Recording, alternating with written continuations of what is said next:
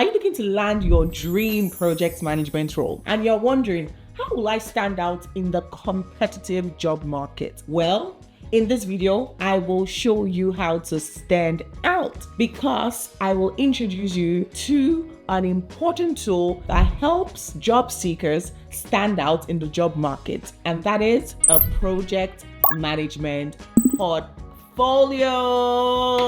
Are you ready? Let's go. Hey there, welcome back to my channel. High five to all my subscribers. Thank you for subbing. It's good to be here again. And if you're new here, hello, my name is Agaga Johnson and I help aspiring and established professionals to land and grow successful careers in project management. And on this channel I share everything about project management, including life lessons from my project management career and business. So if you're interested in learning about project management, in starting a project management career, or in growing a thriving career in project management, then click on the subscribe button and let us learn together. Okay, so project management portfolio. Have you heard about the term? I do not see a lot of people using this, but the people who actually use it, it's always a game changer for them. So that is why I want to introduce you to the concept and teach you how to actually build one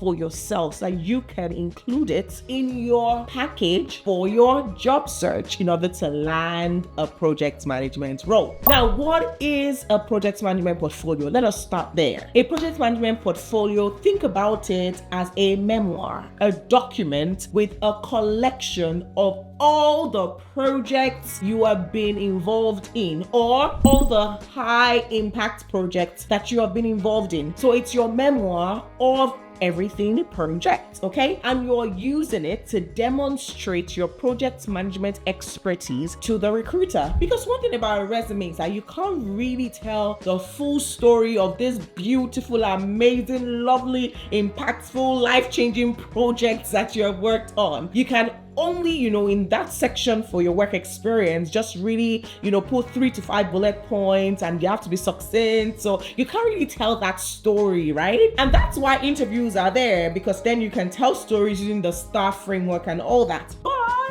guess what? Before an interview, in order to convince someone to bring you to an interview, you can actually use your portfolio to stand out, because you have this comprehensive document that shows your abilities, your expertise, the kind of results you can deliver on projects, the type of projects that you have delivered, and you are basically showing them all of this. So yay, they will actually know you can do it and want to invite you for the job because you're looking for competent and top talent. So you present yourself as one using a project management portfolio. That is what it is in summary, and I will show you how to create one. So let's go on to how to create a project management portfolio. First things first, depending on the number of years of experience you have in project management, you can decide that you want all the projects you have worked on, or you can decide, your top 5 projects to include. For someone like me, I prefer to just include everything.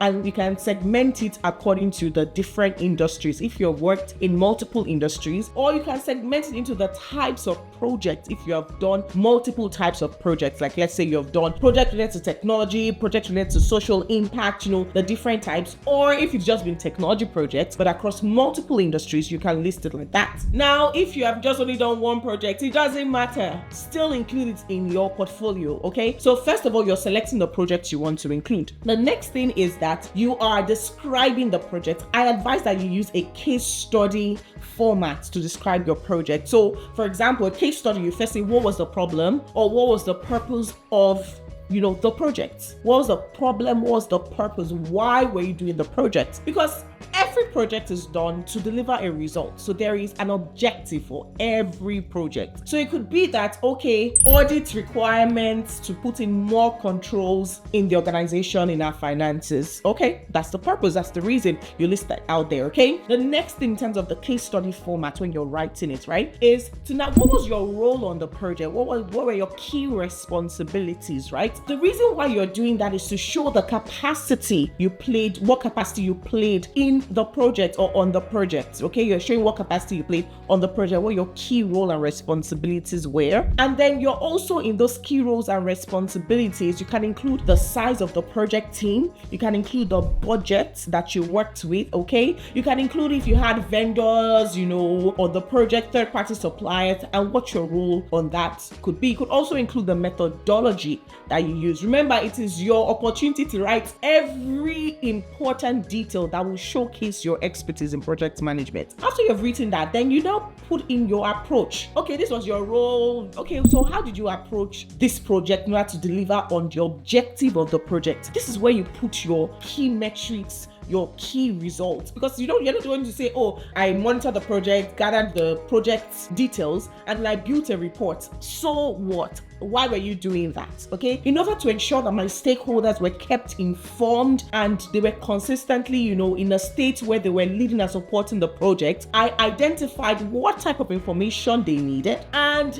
the frequency at which they needed the information, and I prepared project documents that will inform them on exactly what they wanted to learn. This kept them informed, engaged, and also helped my senior executives to make informed decisions because I provided them with key project details and impacts that could help them make those decisions. So it's the same thing as I developed reports, but now you're saying the importance of the report, the impact those reporting actually made on the project, okay? So it shows a recruiter that you're not just about, tell me what to do and I'll do it, but no, I am doing this and I know the reason why I'm doing it and I know the impact that what I'm doing is actually creating or the impact is delivering, okay? Then also your results, what were the outcome of the project? Okay, so this was a project was to raise awareness on the green blue economy in Canada. Okay, fine.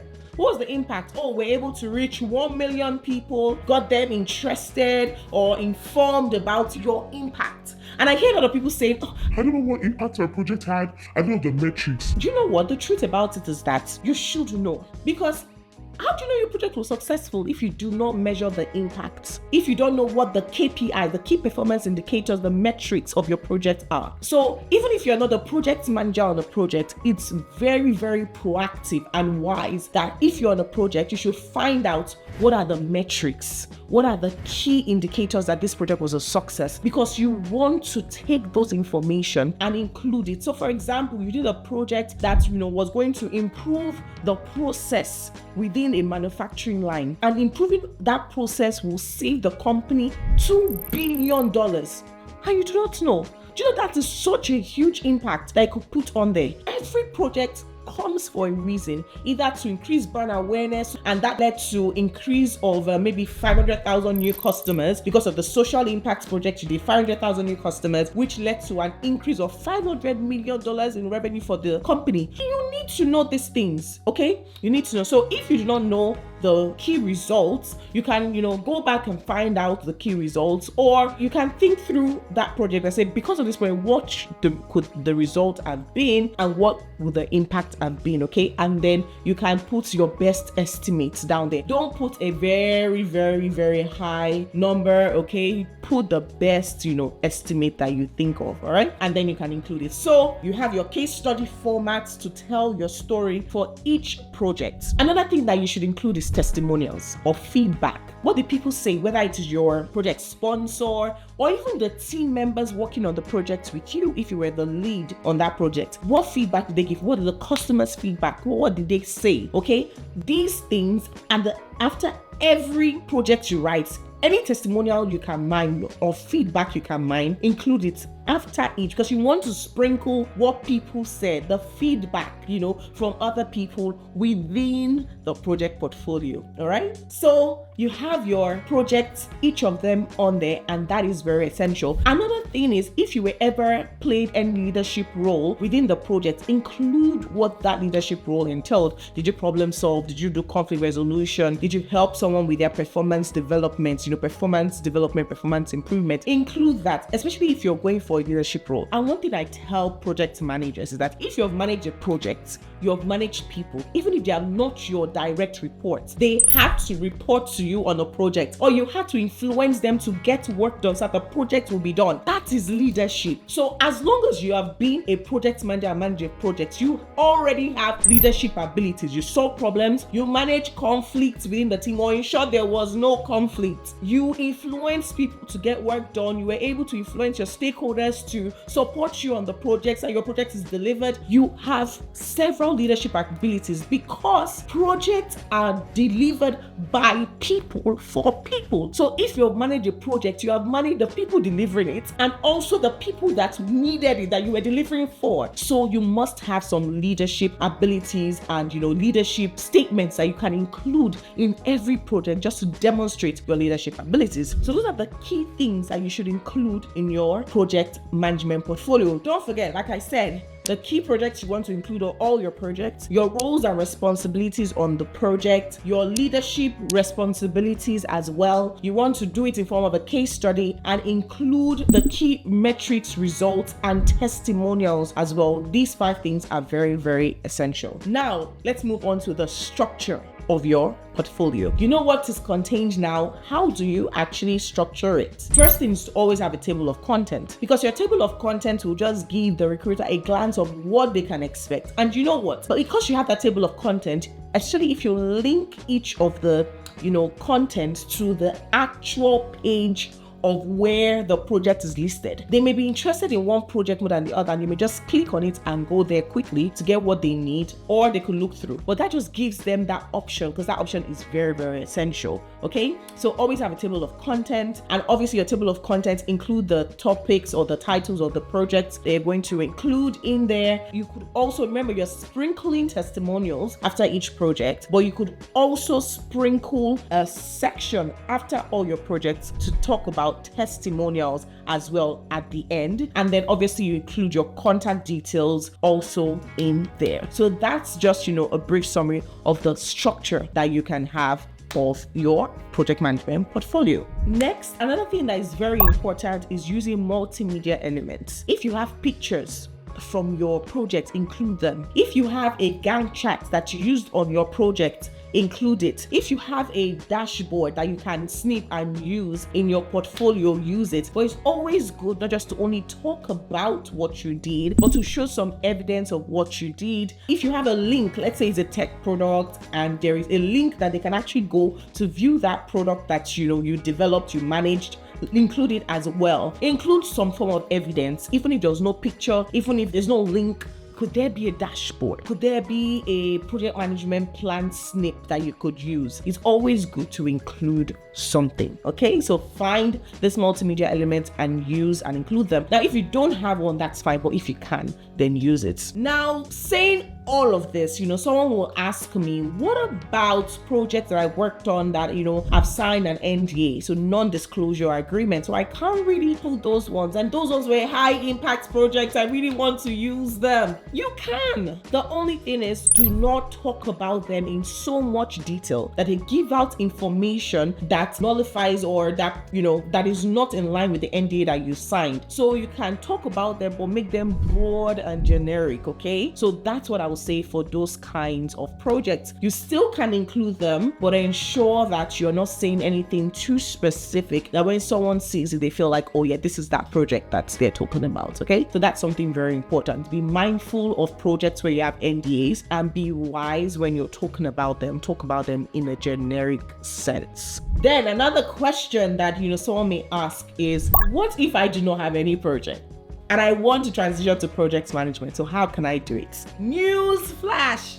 Everybody, as long as you've worked, whether volunteering or working professionally, you have been involved in a project. Even if you have not been involved as a project manager, you have played a role in a project. Think back on your life experience, on your work experience, and mine those projects out and then include them. And if sincerely you say, Gaga, I do not have any project, then I challenge you to find a project. Create a project.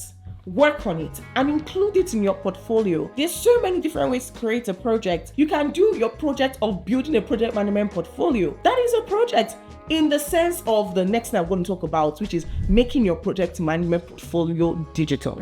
So you could decide that, you know what, I'm going to do Christmas is coming, or, one holiday or the other is coming. I'm going to organize a soup kitchen, or I'm going to organize a clothing drive where we just give clothing to people who are homeless or people who need it, right? That's a project. Create a project, organize a project, because it is possible. So even if you do not have a project right now as you watch this video, you can actually have a project in the next 2 to 3 weeks by creating one yourself.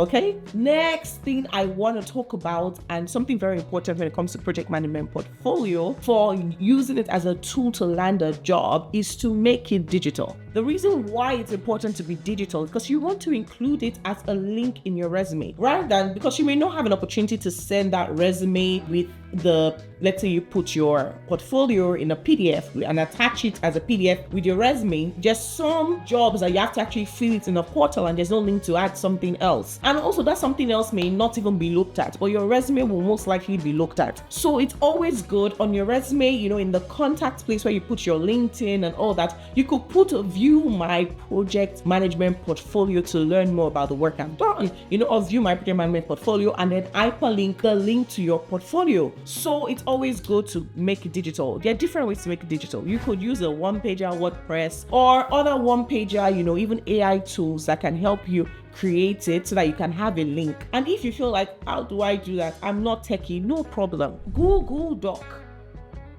Google Doc gives you a link. Use Google Doc. Create your portfolio. Ensure that the setting says that anybody with a link can view it, and then basically get that link, because at the end of the day, when you're putting it on your resume, you're not putting the link there, you're putting a word and then doing an hyperlink to that word, so when people click on it, it takes them to the Google document. Or you can use things like Notion to save everything in the cloud. So there are different ways to make your portfolio digital, so take advantage of that. Make your portfolio digital, get a link for your portfolio so you can share it. You can even add that to your LinkedIn profile, the link, where you can put your website, you can put your project management portfolio. I tell you, having a project management portfolio is a game changer, because only 1% of job seekers use that when they're looking for project management roles. And by using that, you can set yourself apart in the job market and land a project management role faster and quicker. So I hope you enjoyed this video. If you would like to learn more about project management, then do check out my other videos. And if you do, I will see you in a few seconds. Thank you so much for watching. Don't forget to like, subscribe, share it with friends, share it on your network with others so that they can learn as well and benefit from this knowledge, so that we can learn together.